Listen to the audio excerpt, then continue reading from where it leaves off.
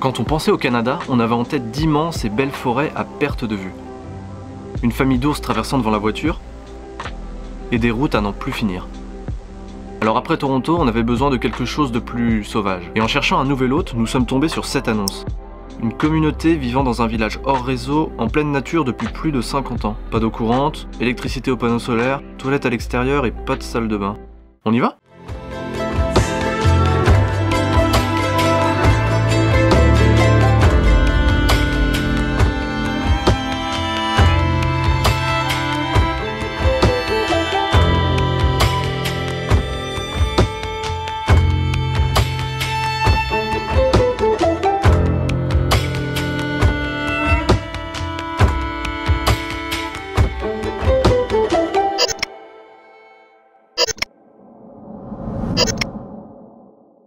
Alors pour ce troisième workaway, c'est un petit peu différent parce qu'en fait on est tout seul dans une maison, on n'est pas du tout dans une famille comme c'était précédemment. La dame qui vit actuellement dans la maison où nous sommes est absente tout simplement et du coup elle nous a demandé de s'occuper de sa maison et de la tenir chaude le temps de son absence. C'est assez amusant ici parce qu'en fait ils vivent vraiment à l'ancienne. Il y a la moitié des maisons qui n'ont pas l'eau courante, ils produisent eux-mêmes leur propre électricité, du coup ils doivent faire vachement attention à leur consommation. Ils se chauffent uniquement en bois et pas du tout au chauffage électrique du coup. Pareil, ils cuisinent également au bois. Du coup déjà une des premières choses quand on est arrivé, c'est assez amusant parce que personne n'a de frigo. Parce qu'on le sait tous, un frigo il faut le laisser brancher toute la journée, tous les jours. Comme ils produisent eux-mêmes leur électricité, c'est pas du tout possible de pouvoir faire ça.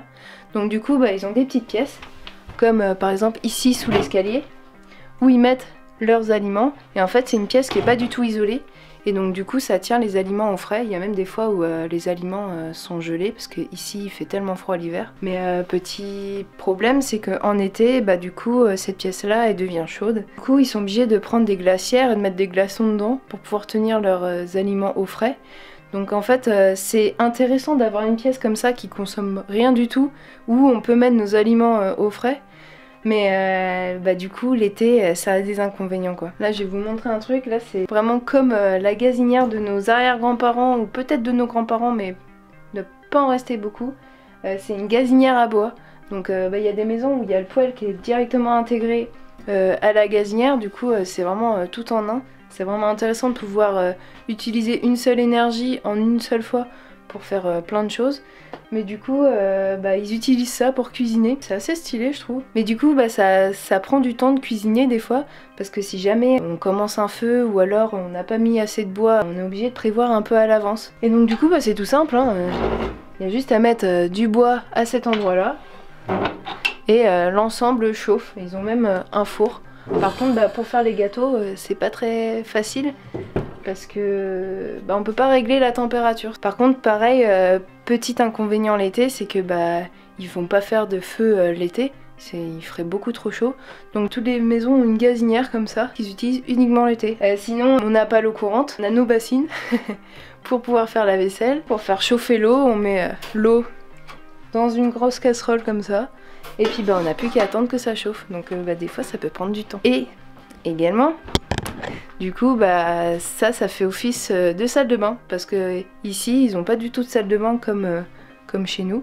Ils se sont dit que plutôt que d'avoir chacun sa salle de bain, et pareil pour la machine à laver, autant avoir qu'une pièce et qu'une maison qui a tous ces éléments là. Et donc on fait notre toilette ici, dans l'évier. Sinon pour l'électricité, donc ils ont des panneaux solaires que je vous montrerai tout à l'heure à l'extérieur, mais du coup on est obligé de faire super attention. Donc ici il y a un petit cadran qui indique les volts disponibles qu'il y a dans la batterie. Du coup je vais vous montrer la pompe à eau et puis le panneau solaire, et également où est-ce qu'on fait nos besoins, parce que dans cette maison nous n'avons pas les toilettes. Ça y est, me voilà changée. Donc comme vous pouvez le voir, je suis en moto, bonnet, gants. C'est comme ça qu'on est obligé de s'habiller tout le temps si on veut aller aux toilettes ou alors prendre de l'eau ou couper du bois. Donc des fois ça peut être un petit peu embêtant, surtout quand il fait bien froid ou qu'il fait nuit pour aller aux toilettes. C'est un petit peu chiant, c'est vrai. Alors voilà, juste au-dessus de ma tête, ici, c'est le panneau solaire de la maison dans laquelle on vit. Et du coup c'est ce qui permet d'alimenter toute la maison, et ils ont que ça, que ce panneau solaire là. Au moins ils produisent vraiment que ce qu'ils ont besoin et ils dépendent de personne en fait. Maintenant je vais vous présenter la pompe à eau.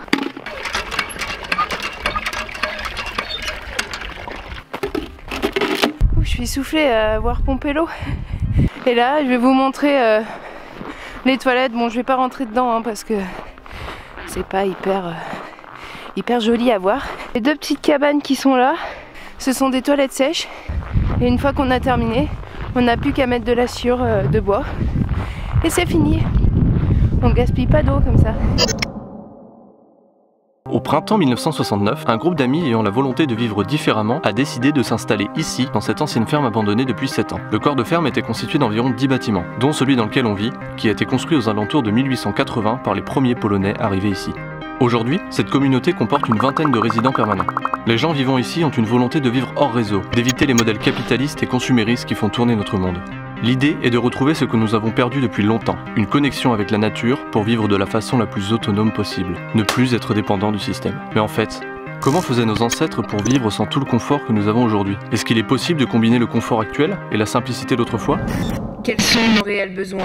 Avant toutes les avancées technologiques et scientifiques, les gens connaissaient mieux la nature et savaient se servir de leurs mains. Mais tout ce savoir, nous l'avons perdu, oublié. Au profit de quoi? D'un pouvoir d'achat qui n'en finit plus, un confort toujours plus optimal, des gadgets à n'en plus finir. Consommer, toujours consommer. Acheter toutes sortes de produits dont nous n'avons pas besoin, mais qui sont devenus pour certains une nécessité. Quels sont nos réels besoins? Je ne me sens pas très en forme aujourd'hui. Je crois que j'ai un rhume. Utilise les plantes, les arbres. La nature est pleine de ressources. La forêt est une pharmacie. Hey, c'est les soldes d'aujourd'hui. Je crois que je vais pouvoir faire chauffer la carte. Tu as vraiment besoin de nouveaux vêtements? Va voir en friperie. Privilégie la seconde main. On te fait croire que tu es libre, que tu as le choix, mais suivre la mode, c'est faire ce qu'ils veulent que tu fasses. Sortons de cette prison dorée. Quels sont nos réels besoins? Est-ce dans notre intérêt de donner de l'argent aux riches parce que c'est moins cher? Quel est le réel prix de ce qu'on achète? Ce t-shirt vaut-il le prix de vie? Ce steak haché pas cher vaut-il le prix de toute cette pollution? Et cette pâte à tartiner vaut-elle le prix de toute cette déforestation? On le sait tous, l'argent fait tourner le monde, alors faisons en sorte qu'il tourne autrement. Quels sont nos réels besoins? Ai-je vraiment besoin d'acheter ces pailles en plastique qui serviront le temps d'une soirée, qui finiront dans les estomacs de notre faune aquatique et qui pollueront nos océans pendant plusieurs milliers d'années? Ai-je vraiment besoin d'acheter cette laitue, lavée à la javel, prédécoupée et emballée dans du plastique? Ai-je vraiment besoin d'acheter ces bouteilles d'eau? Elle est 300 fois moins chère dans mon robinet. Je sais, c'est pour gagner du temps. On connaît tous le dicton, le temps c'est de l'argent. Mais on nous l'a mal expliqué. Si tu dépenses pour gagner du temps, tu perds de l'argent. Prends le temps de faire les choses toi-même et tu gagneras de l'argent. L'équation fonctionne dans les deux sens. Quels sont nos réels besoins? C'est exactement la question que se sont posés les habitants de cette communauté. De quoi avons-nous réellement besoin? Ils ont donc appris la permaculture qui leur permet d'associer plusieurs plantes entre elles pour gagner en production, en espace et d'éviter l'utilisation de pesticides. Ils puisent leur eau dans un puits qu'ils ont eux-mêmes creusé. Ils ont créé leur propre maison. Ils ont installé dans quasiment tous les bâtiments des batteries reliées à des panneaux solaires à l'extérieur. Ils ont appris à comprendre et à se servir de la nature. Et enfin, le plus important, ils ont appris à prendre le temps. Prendre le temps de faire les choses, de cuisiner, de discuter, de s'écouter, de se reposer, de se balader, de s'amuser, de vivre, tout simplement. Et franchement, ça fait du bien à voir. Pendant ces 3 semaines, nous avons eu l'impression que le temps s'était arrêté. Le gros manteau blanc à l'extérieur aidait beaucoup, c'est vrai. Mais chacun vivait à son rythme. Si tu dois travailler, c'est pour toi, parce que tu as besoin de bois pour te chauffer, parce que tu as besoin de nourriture pour manger, d'eau pour boire. Pas d'horaire, pas de patron, pas d'argent. Nous qui rêvons plus tard de vivre de la manière la plus autonome possible, ça nous donne des idées. On se dit que c'est vraiment faisable, et beaucoup plus facilement qu'on ne le croit. Alors maintenant, posons-nous les bonnes questions.